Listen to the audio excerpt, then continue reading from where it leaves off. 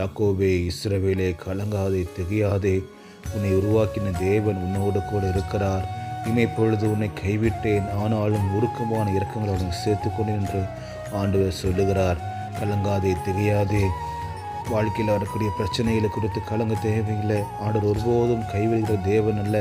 ஆண்டவர் சொல்லுகிறார், ஏசாயா 57:16 சொல்லுகிறார், ஏனென்றால் ஆவியும் நான் உண்டு பண்ணின ஆத்துமாக்களும் என் முகத்துக்கு முன்பாக சோர்ந்து போகுமே. நான் எப்பொழுதும் வழக்காட மாட்டேன், நான் என்றைக்கும் கோபமாக இருப்பதில்லை.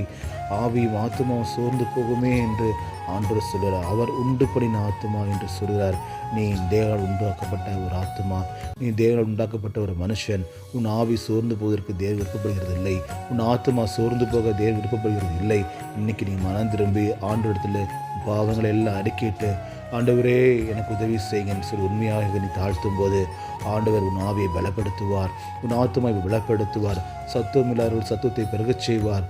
நீ திரும்ப கழுகை போல வாழ வயது போல உண்டாகி அப்படியாய் உன்னை பலப்படுத்த தேவன் வல்லமையுள்ளவராய் காணப்படுகிறார். சோர்ந்து போகிறவர்களுக்கு பலன் கொடுத்து சத்துவம் இல்லாதவர்கள் சத்துவத்தை பெருக பண்ணுகிற தேவாய் அவர் காணப்படுகிறார். இளைஞர்கள் இழைப்படைந்து சோர்ந்து போவார்கள், வாலிபர்களும் சோர்ந்து போவார்கள். ஆனால் கர்த்தர் உன்னோடு கூட இருக்கிறார். நீ இழைப்படைவதில்லை, சோர்ந்து போவதில்லை. தேவன் உன்னை பலப்படுத்துவார். இன்னைக்கு ஆண்டவரிடத்திலே வந்து மனம் திரும்பி ஒப்புக் கொடுப்பாய். நான் கர்த்தர் உன்னை ஆசீர்வதிப்பார். ஆமென்.